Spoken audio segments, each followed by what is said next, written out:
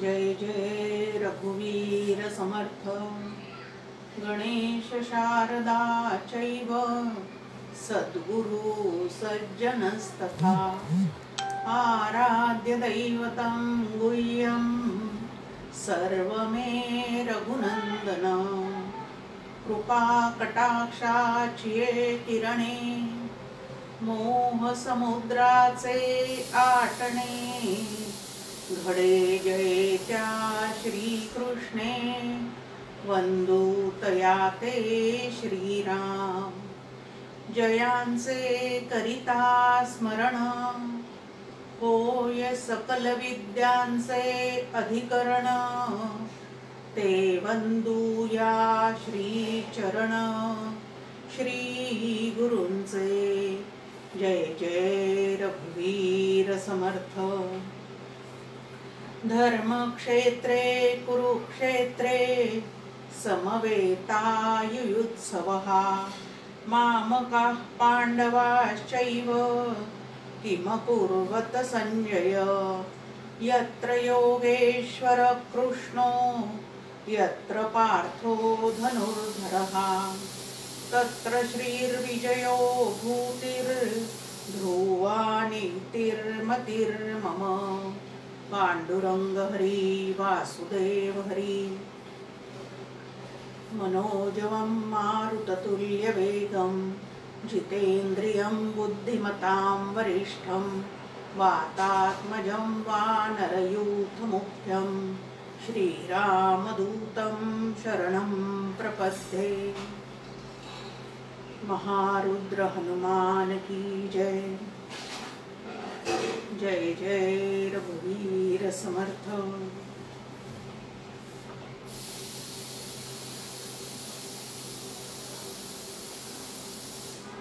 आनंद योगी परम पूज्य डॉक्टर काका, श्रद्धेय मंदाताई गंधे उभयतांना मनपूर्वक वंदन करते आणि गुणातीत होण्यासाठी जमलेल्या सर्व श्रोत्यांना मनपूर्वक अभिवादन करते। आज हनुमान जन्मदिन महोत्सव सगळीकडे साजरा झालेला आहे। सकाळी सुरुवात आपण थोडीशी त्याच्या गोष्टीपासून करण्याचा प्रयत्न करूया।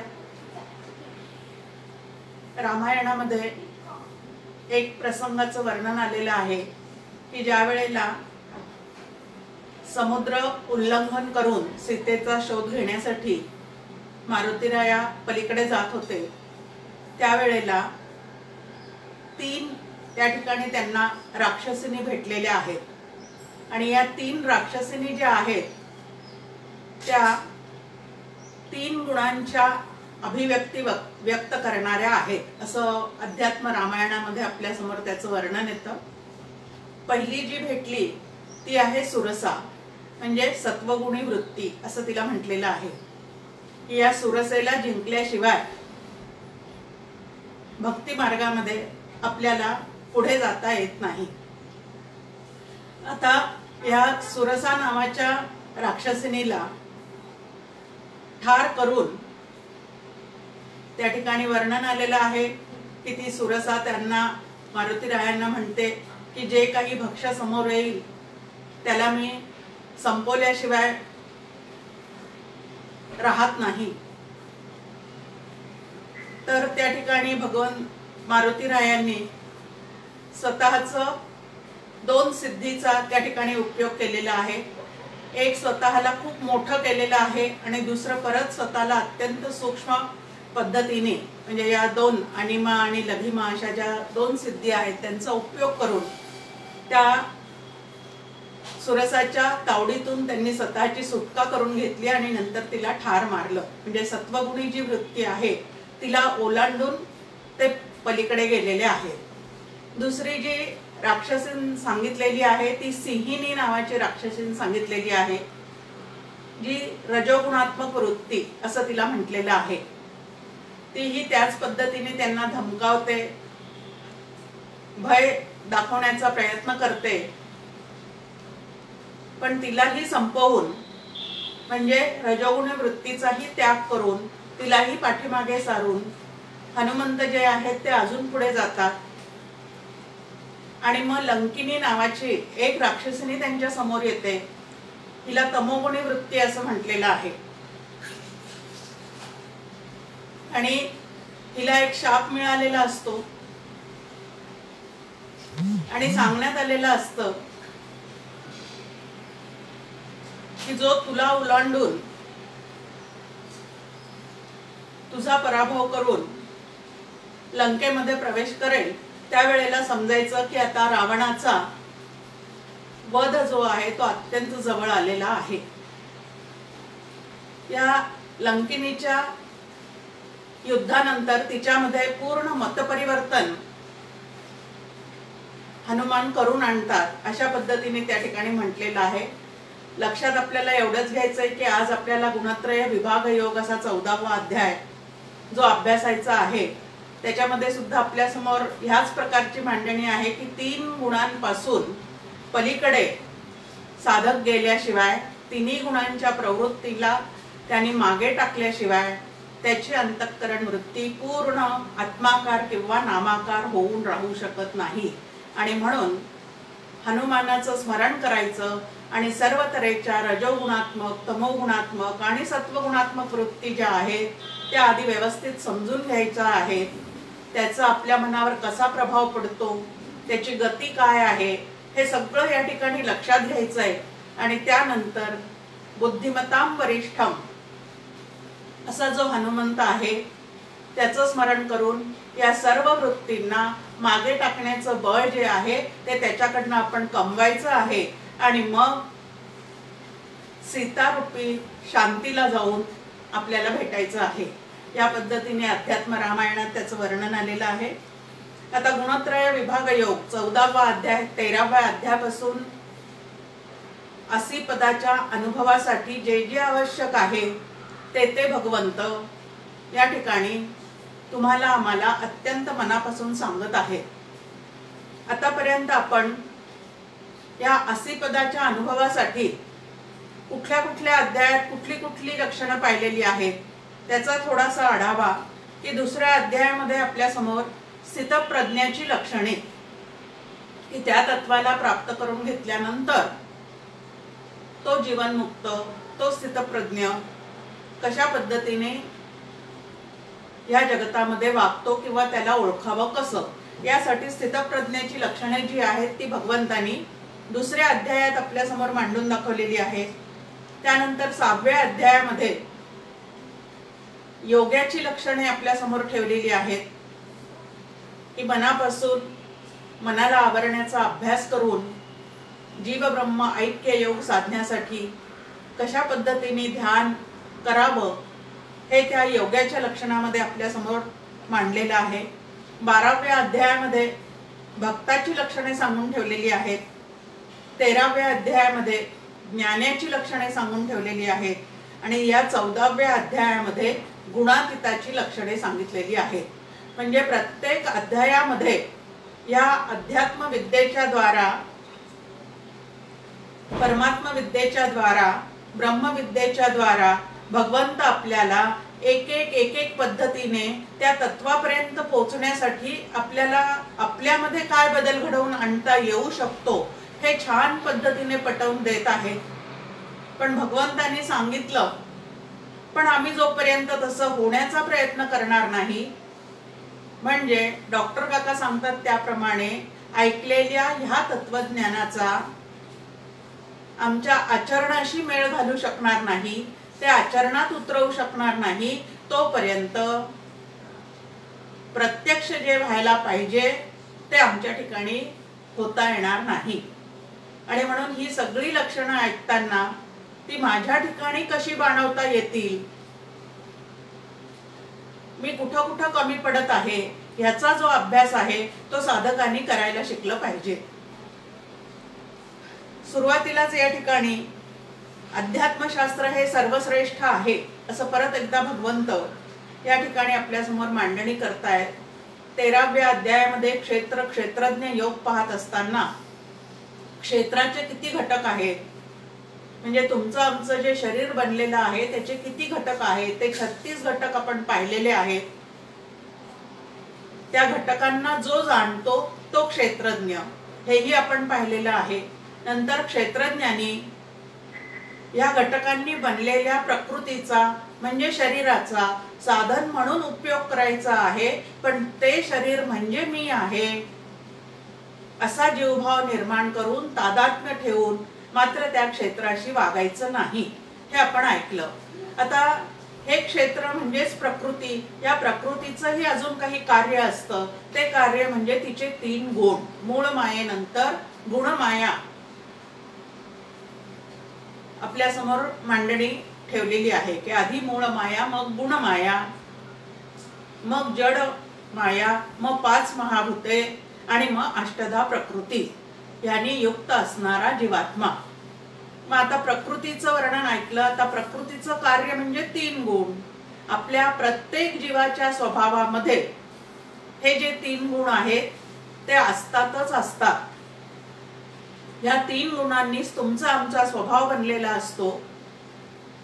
हे गुण जे आहेत ते प्रत्यक्ष दिसत नाही, पण त्या गुणांप्रमाणे अंतःकरणाच्या वृत्ती निर्माण होतात आणि त्या वृत्तीनुसार माणूस या जगतामध्ये काही कार्य करत राहतो. आणि मग आपण म्हणतो की अहो ते वृत्तीने फार चांगले आहेत, किंवा काही जणांच्या बाबतीत त्यांची वृत्ती अजिबात चांगली नाही. या पद्धतीने त्या स्वभावाची ठेवण कशी आहे याचं वर्णन आपण करत असतो. मग आता या गुणांचा माझा संबंध नेमका काय आहे? आता स्थूल प्रकृतीचा माझा संबंध काय आहे ते 13व्या अध्यायामध्ये पाहिलं. आता ह्या क्षेत्रज्ञानी या गुणांचा आणि माझा संबंध काय आहे, त्यांचं माझ्या ठिकाणी काय पद्धतीने कार्य चाललेलं आहे, कुठल्या पद्धतीच्या वृत्ती मला कुठली गती घेऊन देणार आहेत, कुठल्या गतीला नेणार आहेत, या सर्वाचा तपशीलवार विचार जो आहे तो या गुणत्रय विभागामध्ये आपल्या समोर करून ठेवलेला आहे. आता ह्याच्या अभ्यासाचा मला फायदा काय आहे? 3 गुणांच्या 3 गती पाहिल्यानंतर त्या वृत्ती कशा प्रकाराने उठतात, कुठल्या वृत्तीपासून सुख निर्माण होतं, कुठल्या वृत्तीपासून दुःख निर्माण होतं, हे सगळं अभ्यासल्यानंतर माझ्या ठिकाणी मी कुठला गुण वर ठेवायचा आहे. यच्च यावत संपूर्ण प्राण्यांमध्ये हे 3 गुण जे आहेत ते स्वभावामध्ये असतातच असतात. त्यामधला एक गुण जो आहे तो वरचढ असतो आणि 2 गुण जे आहेत ते दबलेल्या स्थितीत असतात, पण 3ही गुण स्वभावात असतातच. आता हे 3ही गुण पूर्णपणे मला नष्ट करता येतील का? तर 3ही गुण मला पूर्णपणे नष्ट करता येणार नाहीत, कारण त्या 3ही गुणांचा व्यवहारकाली मला उपयोग आहे आणि ते अंतःकरणाला धरूनच राहत असल्यामुळे त्यांचा पूर्ण नायनाट करणे मला शक्य नाही. मग काय करता येईल? तर त्या गुणांचा अभ्यास करून कुठला गुण माझ्या स्वभावामध्ये मी जर वर ठेवला तर मला उत्तम प्रकाराने जीवन जगता येईल, शांती तृप्ती आनंद समाधानाने मला जीवन जगता येईल, त्याचा या ठिकाणी विचार करायचा आहे. आणि कुठले गुण मागे सारायचे आहेत त्याचे उत्तर आपल्याला संतांनी देऊन ठेवलेलं आहे. एकनाथ महाराज म्हणतात, रज तम मागे सारा, सत्वगुणाचा लावा अंगारा. तुम्हाला अत्यंत सुखरूप होऊन जर जीवन जगायचं असेल तर सत्वगुणाचा अंगारा लावा, म्हणजे सत्वगुण जो आहे तो स्वभावामध्ये वर ठेवा आणि रजतम जे आहे ते मागे सारण्याचा प्रयत्न करा. ते दबलेल्या स्थितीतच राहू दे. वर कुठला आणायचा आहे तर सत्वगुण वर आणायचा आहे. आता हा अभ्यास जसा माझ्या गुणांच्या बाबतीत मला करायचा आहे तसं माझ्या अवतीभोवती जे इतर जीव आहेत त्यांच्याही ठिकाणी कुठला गुण वर आहे, मग त्या गुणांप्रमाणे तो वागणार आहे, मग त्याच्या वागण्याचा मी किती बाऊ करायचा आहे, हे सगळं मला हळूहळू ह्याच्या अभ्यासाने लक्षात घ्यायचं आहे.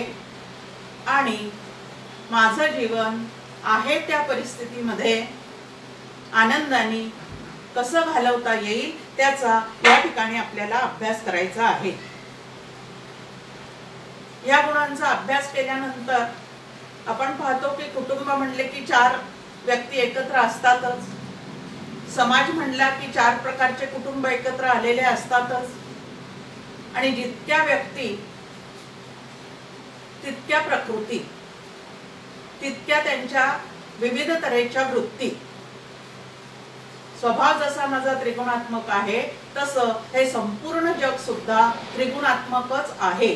त्यामुळे गुणागुणांचा आपापसामध्ये जो व्यवहार चालू राहणार आहे त्या व्यवहारातही माझ्या अंतःकरणातली शांती ढळू न देता मला जीवन कसं जगता येईल तो अभ्यास जो आहे तो या अध्यायाच्या माध्यमातून तुम्हाला आम्हाला या ठिकाणी करायचा आहे।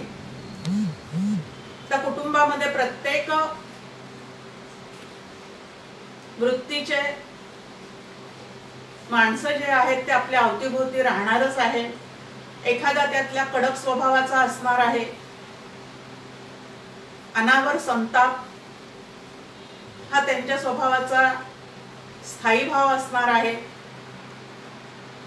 आता हे सगळं लक्षात ठेवून ज्या ज्या वेळेला असे काही प्रसंग येतील त्या वेळेला त्यांच्यातला रजोगुण तमोगुणासह वरचढ झालेला आहे आणि त्यामुळे ते असं वागत आहे। मूळची जी व्यक्ती आहे ती मात्र मनाने नक्की चांगली आहे, पण गुण त्यांना सुधरू देत नाहीत। असा जर आपण विचार केला तर त्याही परिस्थितीमध्ये शांत राहता येतं, किंवा त्या परिस्थितीत अंतःकरण आपलं थोडं जर ढळलेलं असेल तर परत या विचारांनी ते सुस्थिर करायला खूप मदत होते। हे आपण या ठिकाणी छान लक्षात घ्यायचं आहे की सत्वगुणी माणसाला संताप जो आहे तो आवरता येत नाही। संताप आवरता आला नाही की वाणीवरचा सुद्धा कंट्रोल सुटतो, आणि जिथं वाणीवरचा आणि मनावरचा ताबा सुटलेला असतो त्या ठिकाणी ऍक्सिडेंट शिवाय, अपघाताशिवाय दुसरं काहीही होऊ शकत नाही। हे लक्षात घेऊन आपल्याला चित्ताची स्थिरता सांभाळता येते। म्हणून तत्वज्ञानाचा नित्याच्या आचरणामध्ये उपयोग करता आला तर या सगळ्या अभ्यासाचा उपयोग आहे। आता आहे त्या परिस्थितीत, आहे त्या माणसात अत्यंत शांततेने जीवन व्यतीत करायचं असेल तर सर्वश्रेष्ठ अशी अध्यात्म विद्या जी आहे ती अध्यात्म विद्या संतांच्या आणि श्री गुरूंच्या चरणाजवळ बसून तुम्हाला आम्हाला ग्रहण करावी लागते। पहिल्या 4 श्लोकामध्ये या ठिकाणी भगवंतानी परत एकदा अर्जुनाला म्हटलेलं आहे की असं जे उत्कृष्ट ज्ञान आहे की जे ज्ञान ग्रहण केल्यानंतर आपल्याला आपलं जीवन अत्यंत सुस्थिर पद्धतीने जगता येतं, ते ज्ञान जे आहे ते मी तुला सांगतो। मग ते ज्ञान सांगण्यासाठी भगवंत पहिले 4 श्लोक जे आहेत ते आपल्या समोर या ठिकाणी ठेवतात।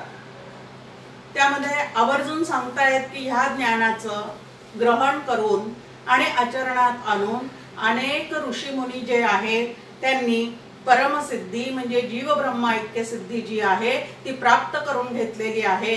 आणि जिथं जीव ब्रह्म ऐक्य सिद्धी प्राप्त होते तिथं कुठल्याही परिस्थितीमध्ये अंतःकरण जे आहे ते शांत राहू शकतं, आणि ऋषी मुनींनी ते आचरणात आणून त्या पद्धतीने काय केलेलं आहे तर जीवन व्यतीत केलेलं आहे।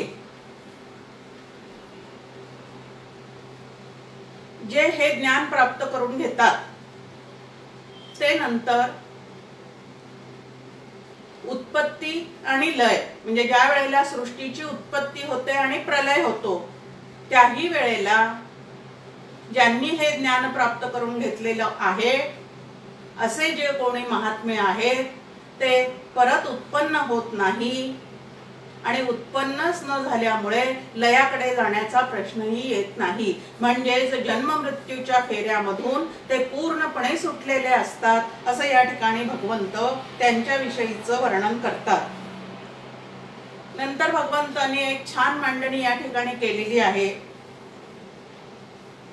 की भगवंत म्हणतात की ही जी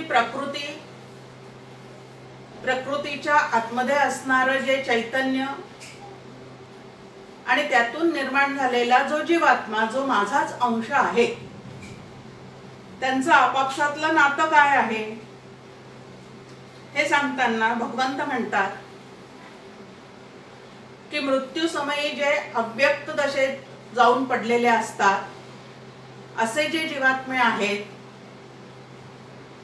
ते ज्या वेळेला उत्पत्ती काळी, सृष्टीच्या उत्पत्ती काळी परत शरीर धारण करतात, त्यावेळेला ही जी प्रकृती आहे, जिला महत ब्रह्म असं म्हटलेलं आहे, ते महत ब्रह्म जे आहे म्हणजे जी प्रकृती, ज्याला समष्टी बुद्धी असं म्हटलेलं आहे, ती मूळ प्रकृती जी आहे, ती मूळ प्रकृती ही या सर्व जीवांची काय आहे तर माता आहे, योनी आहे, आणि तिच्यामध्ये मी चैतन रूपाने तो गर्भ स्थापन करतो. म्हणजे या ठिकाणी की भगवंत आपला पिता आहे आणि ही प्रकृती जी आहे ती आपली माता आहे. आता ही प्रकृती सुद्धा त्याच्या सत्तेवर निर्माण झालेली असल्यामुळे त्वमेव माता पिता त्वमेव, त्वमेव बंधू सखा त्वमेव, हे सगळं काही त्याच्यापासूनच निर्माण झालेलं आहे. म्हणून सर्व काही तोच आहे, सर्वांमध्ये तोच भगवंत व्यापून भरलेला आहे. असा दृष्टिकोन जो आहे तो या जगताकडे पाहताना तुम्ही आम्ही विकसित करावा.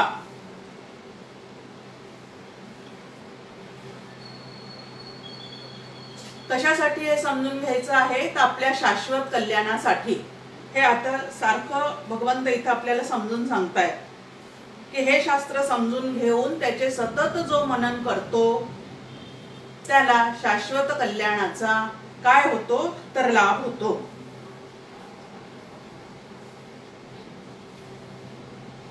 आता असी पदाच्या द्वारे तत्वम असी असं जे महावाक्य आपल्या समोर ठेवलेलं आहे त्यामध्ये तत् म्हणजे वाच्यार्थाने ईश्वर, ईश चैतन्य, आणि लक्षार्थाने ब्रह्म चैतन्य. त्वम म्हणजे वाच्यार्थाने जीव चैतन्य आणि लक्षार्थाने कूटस्थ चैतन्य, आणि असी पदानी हे दोन्ही एकच आहेत अशी मांडणी आपल्या समोर केलेली आहे. आता कूटस्थ चैतन्य आणि ब्रह्म चैतन्य जे आहे ते मुळात दोन्हीही एकरूपच आहेत. आता जीव चैतन्याने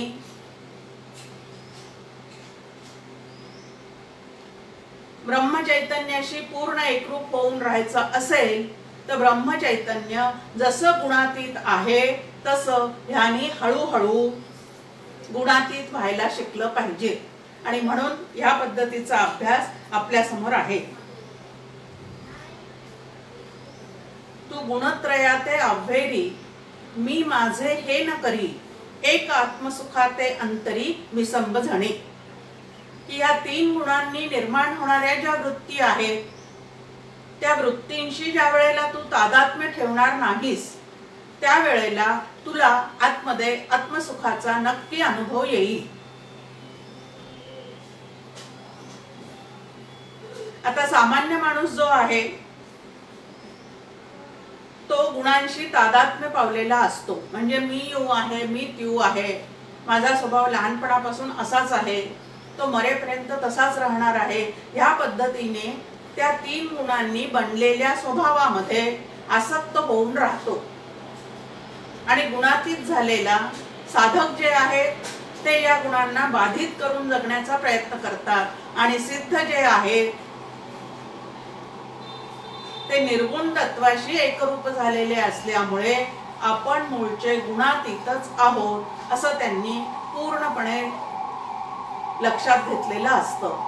त्यामुळे सगळ्यांचे व्यवहार जे आहेत ते या ठिकाणी आपल्याला वेगळे वेगळे झालेले दिसतात. आता हे तीन गुण आणि त्याच्या प्रतिक्रिया जर आपल्याला गुणांच्या वृत्ती जर लक्षात आल्या तर जगताविषयीच्या किंवा इतर माणसांच्या वागण्याविषयीच्या ज्या प्रतिक्रिया आहेत त्या या तत्वज्ञानाच्या प्रमाणे जर आपण आपल्या ठिकाणी बिंबवलेल्या असतील तर आपल्या जगताविषयीच्या प्रतिक्रिया ज्या आहेत त्या सौम्य होऊन जातात. हा महत्वाचा या ठिकाणी भाग आपल्या समोर आहे की या प्रतिक्रिया सौम्य झाल्या तर राग द्वेष जे आहे ते सहजच कमी उमटतात अंतःकरणामध्ये. आणि प्रतिक्रिया जर तीव्र असतील तर राग द्वेष सुद्धा तितकेच उफाळून वर येतात. आणि जिथं राग द्वेष उफाळून सारखं वर येतात तिथं अंतःकरण जे आहे ते क्षुब्ध झालेलं असतं. आणि क्षुब्ध झालेल्या अंतःकरणाला आनंदाचा अनुभव जो आहे तो फार कमी असतो. आता आपण म्हणतो की अहो जित्याची खोड मेल्याशिवाय जात नाही. म्हणजे खूप जणांचा असा गैरसमज आहे की हे स्वभाव दोष आम्हाला घालवताच येणार नाहीत. पण समर्थ आपल्याला समजून सांगतात, अवगुण त्यागिता जाती, उत्तम गुण अभ्यासिता येती. आणि त्यालाच माणूस असं म्हणतात की जो अवगुणांचा त्याग करू शकतो आणि सद्गुणांचा अभ्यास करून आपल्या अंगी ते बाणवू शकतो त्याला माणूस असं म्हणतात. आणि जो आपल्या गुणांना कधीच आवरू शकत नाही, आपल्या प्रकृतीवर जो कधीच ताबा मिळवू शकत नाही त्याला पशु असं म्हणतात. मग पशु सारखं वर्तन करतात असं आपण म्हणतो त्यांच्याविषयी. आता सृष्टी निर्मिती करत असताना भगवंत म्हणतात की ही जड चेतनात्मक जी सगळी सृष्टी आहे ती महत नावाच्या तत्वामध्ये बीज रूपाने राहते. आणि सृष्टी निर्मितीची वेळ ज्या वेळेला येते त्यावेळेला ईश्वराच्या संकल्पाने सर्व भूतसृष्टी जी आहे ती निर्माण होते. प्रत्येक चेतन भूतामध्ये आणि जीवरूप चेतन प्रत्येक भूतामध्ये दोन गोष्टी आहेत. कुठल्या दोन गोष्टी आहेत? ते एक जीवरूप चेतन तत्व आहे आणि दुसरं देहरूप अचेतन तत्व आहे. या दोन्हीचा संगम होऊन जीवात्मा नावाचं तत्व जे आहे ते या ठिकाणी निर्माण झालेलं आहे. आणि हा जीवात्मा निर्माण झाल्यानंतर वास्तविक पाहता तो परमेश्वराचा अंश असूनही आपल्याला या प्रकृतीचा समजून राहतो. म्हणजे अचेतनाशी तादात्म्य पाहून राहतो. आणि म्हणून पूर्ण आनंदघन असून सुद्धा आनंदाचा अनुभव जो आहे तो त्याला कायम स्वरूपी अंतःकरणामध्ये अनुभवता येत नाही. प्रकृतीच्या साह्याने आपण जन्मलो आणि प्रकृतीचा नाश झाला की आपण मरणार, ह्या पद्धतीचा व्यवहार त्याच्या ठिकाणी म्हणजे जीवभाव त्याच्या ठिकाणी काय होऊन जातो ते निर्माण होऊन जातो. हे जे तीन गुण आहेत तेच या जो परमेश्वराचा अंश आहे, मुळात आनंद घन आहे असा जो जीवात्मा आहे त्याला बद्ध करून ठेवण्याचं काम जे आहे ते हे तीन गुण करतात. आता तीन गुण त्याला बांधतात का तीन गुणांशी तादात्म्य पावल्यामुळे तो बांधला जातो? छान पद्धतीने विचार करायचा आहे आपल्याला की गुणांनी त्याला बांधलेलं आहे का गुणांशी तो बद्ध होऊन राहिलेला आहे, तादात्म्य पाहून राहिलेला आहे? तर गुणांशी तो तादात्म्य होऊन राहिलेला आहे. मग पुढे आपल्या समोर 5 ते 9 या श्लोकांमध्ये प्रकृतीपासून उत्पन्न झालेले जे तीन गुण आहेत सत्व रज तम, त्या तीन गुणांचं वर्णन या ठिकाणी आलेलं आहे. यामध्ये सत्वगुण जो आहे तो कसा आहे तर अत्यंत निर्मल आहे असं त्याचं वर्णन आहे. म्हणून ईश्वर जो आहे तो शुद्ध सत्वगुणी, ईश्वर जो आहे तो शुद्ध सत्वगुणी असतो. आणि जीव जे आहे तीन गुणांनी बांधलेले ते मलिन सत्वगुणी या पद्धतीने असतात. मग सत्वगुण हा निर्मल आहे आणि त्यामुळे कसा आहे तर ज्ञानकारक आहे. म्हणून सत्वात संजायते ज्ञान, की सत्वगुणी वृत्तीमध्ये ज्ञान करून देण्याची, ज्ञान धारण करण्याची काय असते तर शक्ती असते. सत्वगुण जो आहे तो निर्दोष आहे असं या ठिकाणी म्हटलेलं आहे. आणि निर्दोष असल्यामुळे सुखाची आणि ज्ञानाची अशी दोन संवेदना ज्या आहेत ते तो तुमच्या आमच्या अंतःकरणामध्ये निर्माण करून ठेवतो, जे निर्माण करून देतो. त्यानंतर रजोगुण जो आहे तो कसा आहे, तर रजोगुण हा क्रियात्मक आहे. त्यानंतर चंचल आहे. रजोगुणाचं वर्णन आपल्या समोर की तो कसा आहे, तर आसक्ती राग द्वेष धारण करणारा असा तो आहे. त्याच्या ठिकाणी आसक्ती निर्माण करण्याची शक्ती आहे. जसं सत्वगुणामध्ये सुख आणि ज्ञान ह्याच्या संवेदना निर्माण होतात, तसं रजोगुणात्मक वृत्तीमध्ये म्हणजे रजोगुणामध्ये रागद्वेष उत्पन्न करून देण्याचं काय आहे तर बळ आहे. आणि तिसरा जो तमोगुण आहे तो तमोगुण आम्हाला प्रमाद, आळस आणि झोप या तीन गोष्टींनी बद्ध करणारा असतो. या तीन गोष्टी त्याच्या ठिकाणी आहेत आणि तो मोह निर्माण करून देणारा आहे. आता हे जे तीन गुणांचं बंधन आहे तो एक ईश्वरी योजनेचा भाग आहे. ज्यांनी जसं कर्म करून ठेवलेलं आहे त्या कर्मातून त्याचं जे प्रारब्ध निर्माण झालेलं आहे त्या प्रारब्धाचे भोग त्याच्यापर्यंत पोचावेत म्हणून हे गुण जे आहेत ते खालीवर होतात. म्हणजे एक वर चढ राहतो, दोन खाली राहतात आणि त्याच्याप्रमाणे कर्म घडून त्या जीवाला त्या कर्मातून त्या त्या प्रकारचं फळ जे आहे ते मिळत चाललेलं आहे.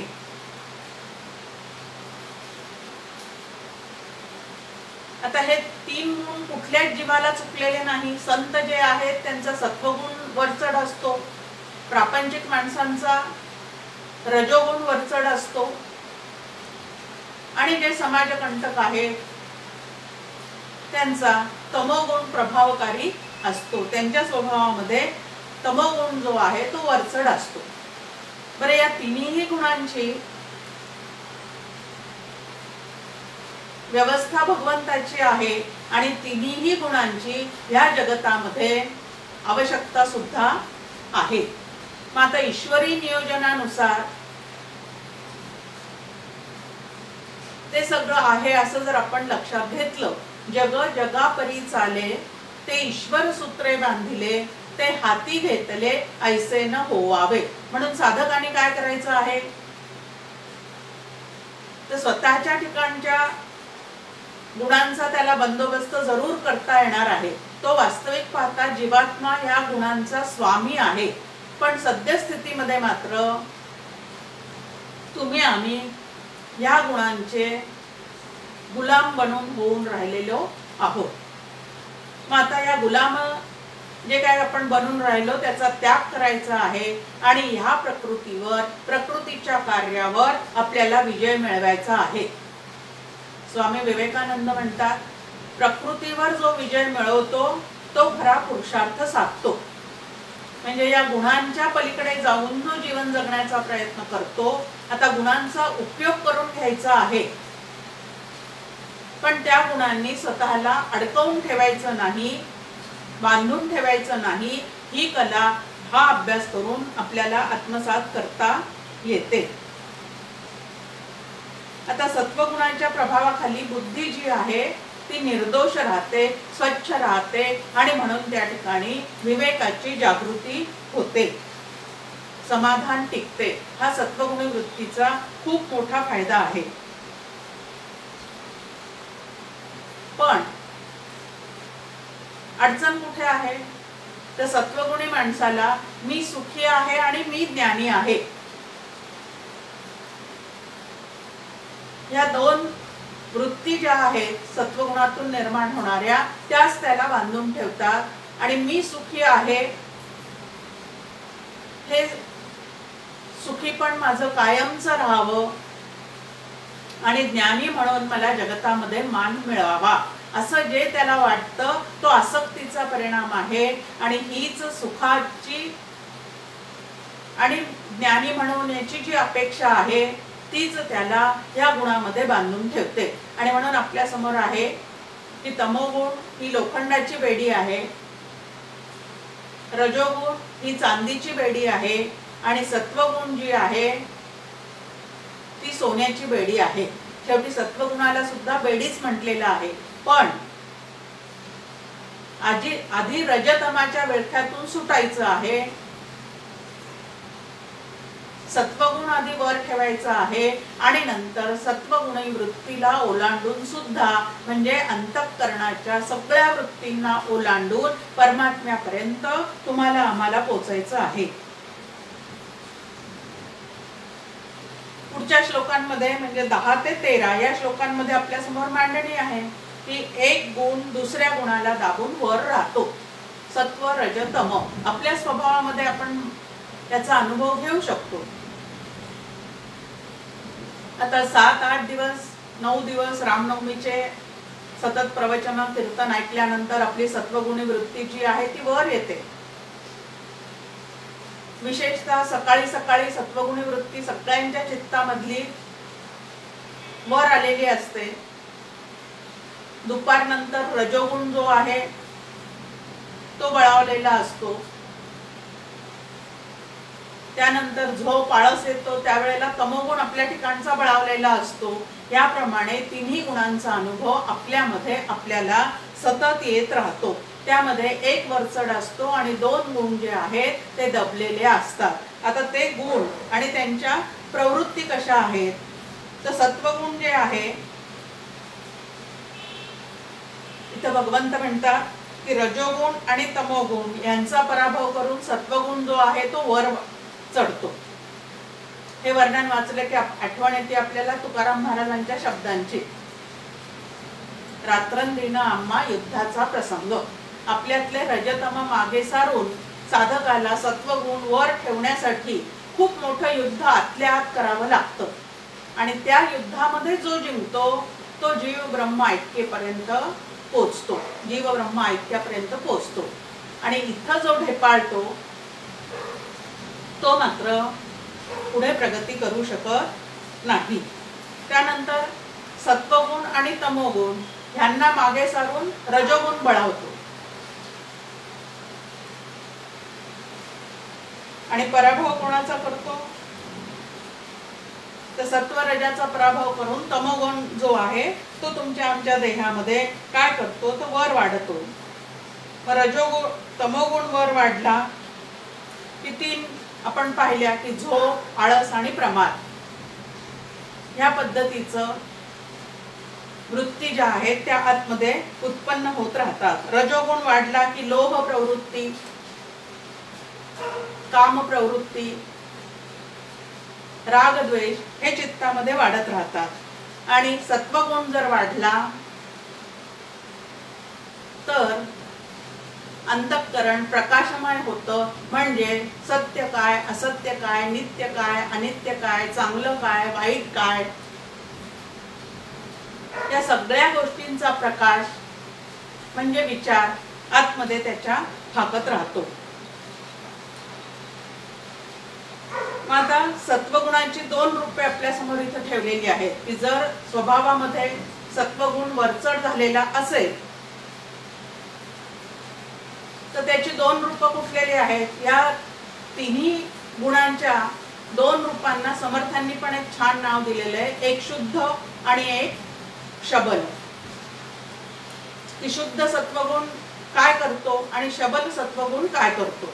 आता 2 प्रकार त्याचे इथं मांडलेले आहेत की शुद्ध सत्वगुण जर आतमध्ये आपल्या वाढलेला असेल तर त्या ठिकाणी फक्त परमात्मा प्राप्तीची, ईश्वर भेटीची, जीव ब्रह्म ऐक्य भाव ह्या पद्धतीची तळमळ या शुद्ध सत्वगुणी वृत्तीमध्ये पूर्णपणे वाढलेली असते.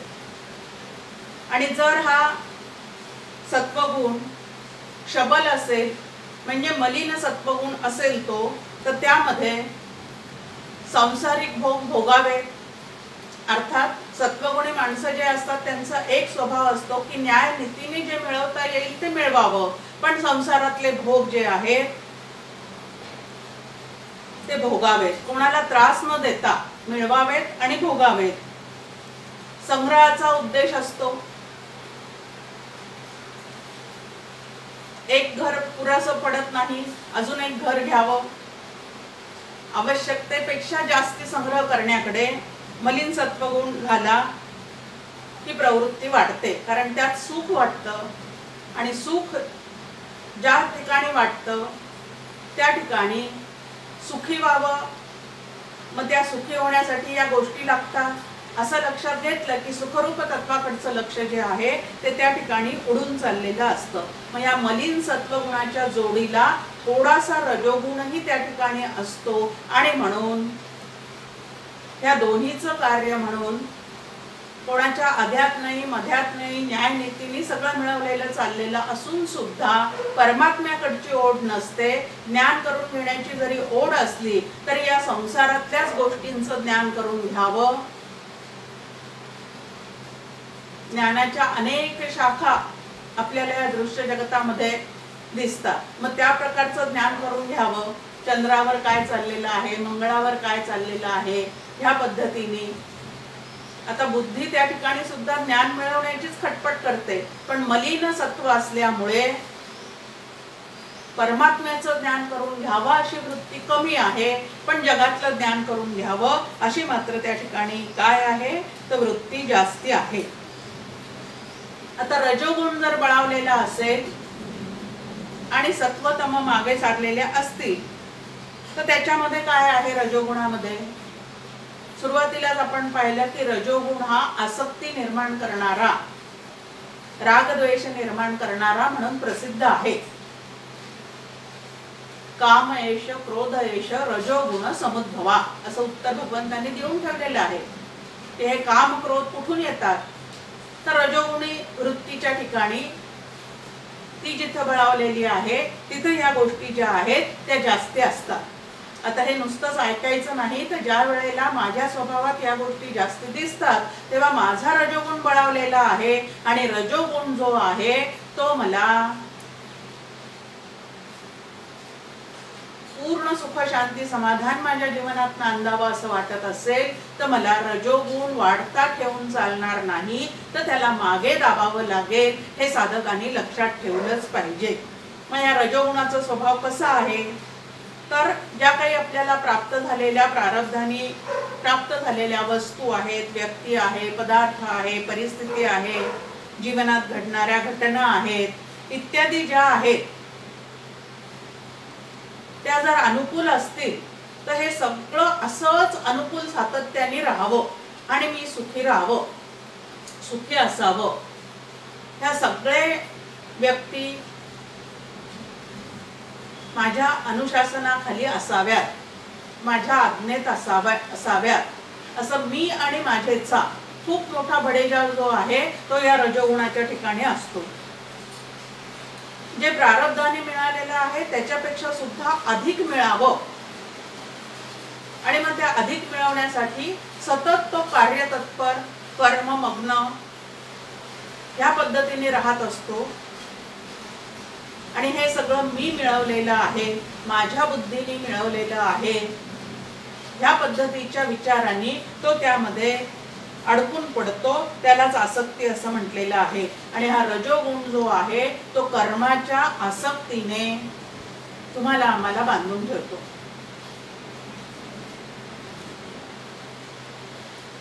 सतत काहीतरी कर्म करतच राहावं आणि हे कर्म करत असताना माझ्यासाठी मला पाहिजे म्हणून ते मी मिळवलंच पाहिजे म्हणून ह्या पद्धतीने सगळ्या वृत्ती मी आणि माझेच्या भोवती त्या रजोगुणी माणसाच्या काय असतात तर त्याच ठिकाणी त्या सगळ्या रंगलेल्या असतात. करमणुकीचे भरपूर प्रकार, कारण भोग्य वृत्ती वाढलेली असल्यामुळे करमणूक जीवाने करून घेतली पाहिजे, मिळालेला पैसा तिकडच वापरला पाहिजे ह्या पद्धतीने त्याच्या ज्या आकांक्षा आहेत, महत्वाकांक्षा त्या जबरदस्त वाढलेल्या असतात. मग हाच रजोगुण तुम्हाला आम्हाला स्वस्थ बसू देत नाही. चित्ताची स्वस्थता पूर्णपणे बिघडून टाकतो. रजोगुण क्रियाप्रधान आहे, सत्वगुण ज्ञानप्रधान आहे आणि तमोगुण जो आहे तो मोहप्रधान आहे. असं 3 गोष्टी आपल्या समोर त्याच्या या ठिकाणी आलेल्या आहेत. आता तमोगुण ज्या वेळेला वाढतो त्यावेळेला 3 गोष्टी आपल्या समोर सांगितलेल्या आहेत की प्रमाद आहे, आळस आहे आणि झोप आहे.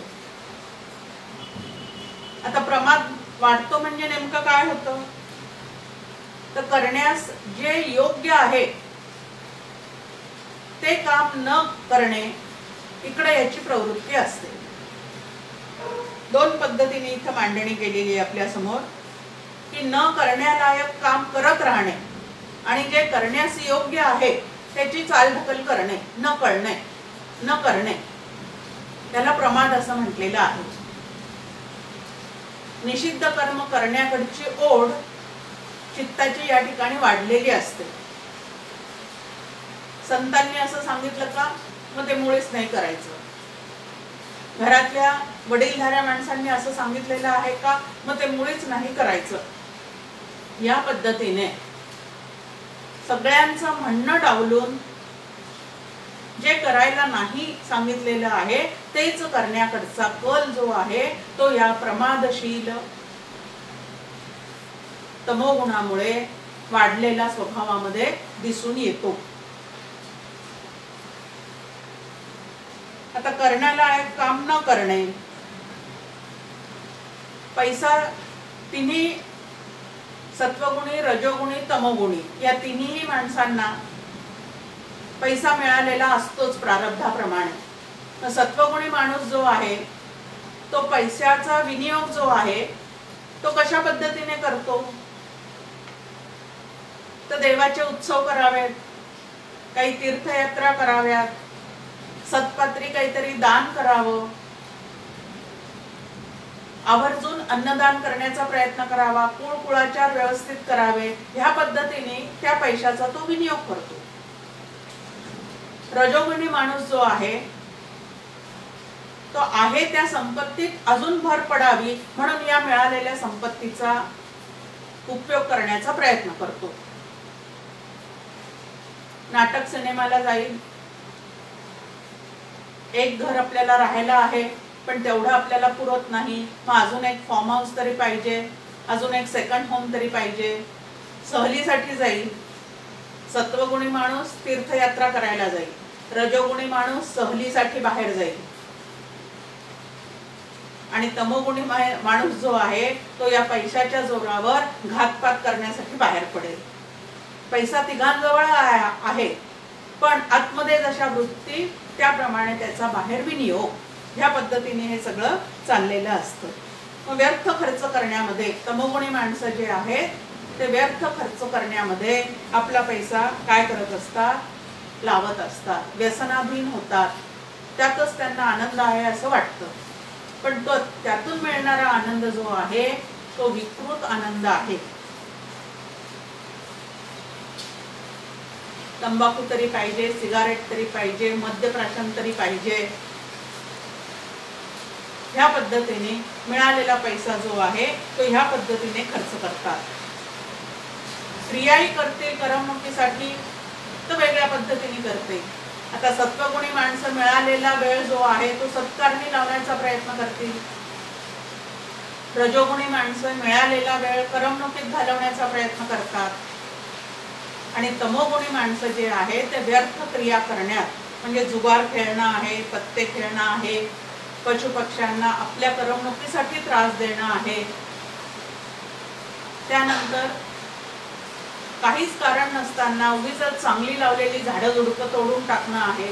ह्या पद्धतीने निरर्थक क्रिया करण्यामध्ये हे तमोगुणी माणसं जे आहेत ते आपला वेळ जो आहे तो पूर्णपणे खर्च करत राहतात.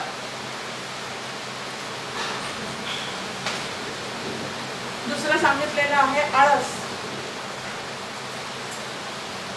डॉक्टर काका गमतीने नेहमी म्हणतात की समर्थ रामदास स्वामींचा एकमेव शत्रू म्हणजे आळस.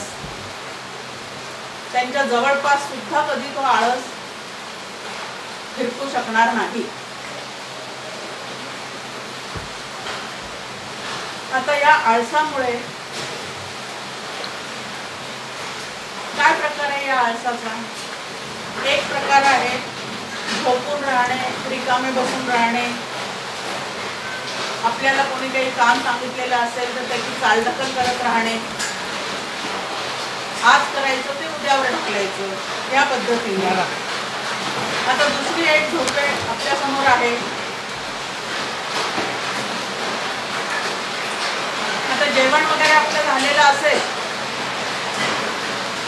जेवण वगैरे जर आपलं झालेलं असेल तर थोडीशी सुस्ती येते, शरीर जड होतं. आता झोप जी आहे ती जीवनावश्यक एक गोष्ट आहे. आता झोप जीवनावश्यक गोष्ट असताना ती किती तास घ्यावी हा एक मोठा प्रश्न आहे की नाही. एक 5-6 तासाची झोप जी आहे ती माणसाला अत्यंत आवश्यक आहे आणि शरीर स्वास्थ्यासाठी त्याने ती नक्की घेतलीच पाहिजे. पण याही पेक्षा जास्ती झोप घ्यावं असं वाटत असेल तर मात्र तो आळस कसा आहे तर समर्थांच्या भाषेत सांगायचं झालं तर आळस उदास नागवणा, आळसे करंटपणाच्या खुणा. ते अति आळस जर आमच्या ठिकाणी बळावलेला असेल तर आम्हाला करंटी ही पदवी जी आहे ती त्या ठिकाणी समर्थ म्हणतात प्राप्त होऊन जाते. मग आता हा आळस कशामुळे येतो, कामाचा कंटाळा कशामुळे येतो, तो तमोगुण आतमध्ये वाढल्यामुळे या गोष्टी घडत राहतात. आणि तिथं आम्ही काय केलं पाहिजे तर लक्ष ठेवलं पाहिजे की आवश्यक झोप आणि अनावश्यकपणे लोळत राहणं या दोन्ही मधला फरक जो आहे तो आम्ही लक्षात घेतला पाहिजे. आवश्यक झोपेने बुद्धीला आराम मिळतो. स्वस्थ झोप झाली की दुसरा दिवस जो आहे किंवा नंतरचा काळ जो आहे तो अधिक स्पष्ट करण्यासाठी आम्हाला ती ऊर्जा वापरता येऊ शकते. पण झोपेच्या गोळ्या घेऊन अति झोपणं असं जर चाललेलं असेल तर तिथं तमोगुणी वृत्ती जी आहे ती पूर्णपणे वाढीस लागलेली असते. समर्थ छान वर्णन करतात त्याचं की झोपून उठला की भूक लागते, भूक लागली की हे तमोगुणी माणसं योग्य आहार विहार करणारे नसतातच. त्यातही फरक आपल्या समोर दिलेला आहे की सत्वगुणी माणसं जे आहेत ते जाणीचे यज्ञ कर्म म्हणून भोजन करतील, रजोगुणी माणसं जे आहेत ते चवीढवीने खाण्यापिण्याचा प्रयत्न करतील आणि तमोगुणी माणसं जे आहेत ते खाल्लं पाहिजे, झोपलं पाहिजे, सतत तोंड जे आहे ते त्यांचं चालूच राहते. समर्थ म्हणतात खाणे पिणे झोपणे, झोपून उठले की परत खाणे, खाण्याने आळस वाढला की परत झोपणे, या पद्धतीने आपल्याला भगवंतांनी दिलेल्या बुद्धीचा पूर्णपणे हे जडमूळ होऊन नाश करत असतात. आणि म्हणून या 3 गुणांचा अभ्यास या ठिकाणी आपल्या समोर ठेवलेला आहे. सत्व रज तम. देही ज्या गुणांचे प्राधान्य तैसे कर्म उपजे जाण, इंद्रिये गुणाधीन तदनुसार वर्तती. अशी व्यवस्थित मांडणी आपल्या समोर केलेली आहे की जसे गुण आतमध्ये असतील त्याप्रमाणे वृत्ती निर्माण होतात. जशा वृत्ती निर्माण होतात तसं त्या इंद्रियांकडनं काम करून घेतात आणि मग जसं कर्म घडतं त्याप्रमाणे त्याचं सुख किंवा दुःख असं जे फळ आहे ते तुम्हाला आम्हाला प्राप्त होऊन जातं. तमोगुणाचा परिणाम म्हणून काय होतो, कुठल्याच विषयाचं व्यवस्थित आकलन त्या ठिकाणी होऊ शकत नाही. श्रवणाला जरी बसला तरी झोपतच राहतो. व्यवस्थित विचार करण्याचा जो काही प्रयत्न असतो तो न करता झोपेत जर श्रवण केलेलं असेल तर काही वाक्य आठवतात, काही वाक्य विसरून जातात. मग ज्या वेळेला आठवण्याचा प्रयत्न करतो त्यावेळेला सलग तर ते आठवतच नाही, पण आठवले तर त्याची संगती जुळवता येत नाही. कर्तव्य कर्माची जी काय आहे ती या ठिकाणी टाळाटाळ चाललेली असते आणि मग धडे पडे चुके ह्या पद्धतीने सगळं त्याचं आयुष्य कसं चाललेलं आहे तर व्यर्थ पद्धतीने आयुष्य त्याचं चाललेलं आहे। या पद्धतीने 13व्या श्लोकापर्यंत या ठिकाणी आपल्या समोर हे 3 गुण, त्यांनी बनलेला स्वभाव, त्या स्वभावाप्रमाणे चाललेल्या क्रिया कर्म, त्याच्यातून मिळणारी फळं, ह्याचा दोष कोणाकडे आहे की माझ्या नशिबात सुखच नाही आहे दुःखच आहे। या पद्धतीने ज्या वेळेला आम्हाला वाटत राहतं त्यावेळेला मनुष्य कर्माने बांधला प्रारब्धे असे जखडला की आपणच हे आपल्या कर्मातून निर्माण केलेलं प्रारब्ध आहे। त्याप्रमाणे सुख किंवा दुःख आपल्या समोर त्या कर्माच्या माध्यमातूनच येऊन राहतं। म्हणून कशाही विषयी तक्रार न करता आपलं कर्म सुधारावायचं आणि आपल्या स्वभावातला सत्वगुण जो आहे तो जास्तीत जास्त वर ठेवण्याचा प्रयत्न करायचा। रजोगुण वर जर आपला राहिला तर चढाओढ आहे, ईर्ष्या आहे, दुसऱ्यांविषयी मत्सर आहे, द्वेष आहे, सतत इतरांविषयीची कुरकुर आहे।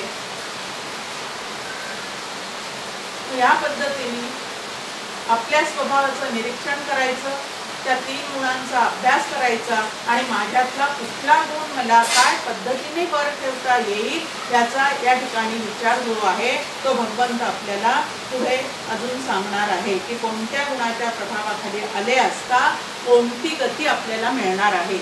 आणि त्याचा विचार जो आहे तो आपण गुरुवारच्या प्रवचनामध्ये करू। गुरुवारी आपण जो ग्रंथ अभ्यासासाठी घेतला होता तो परमार्थ विज्ञान आपला ग्रंथ पूर्ण झालेला आहे। त्यामुळे इथून पुढे भगवद्गीतेचे ग्रंथ म्हणजे भगवद्गीतेचे सगळे अध्याय होईपर्यंत आपण मंगळवार आणि गुरुवार भगवद्गीता चालू ठेवणार आहोत। एक अध्याय पूर्ण झाल्यानंतर जो मंगळवार किंवा गुरुवार येईल तेव्हा एका मंगळवारी एखाद्या संतांचा अभंग घ्यायचा आणि त्याच्या पुढच्या परत मंगळवार गुरुवारी पुढचा अध्याय सुरू करायचा। या पद्धतीने आपण इथून पुढची जी प्रवचने आहेत ती करण्याचा प्रयत्न करणार आहोत। जय जय रघुवीर समर्थ।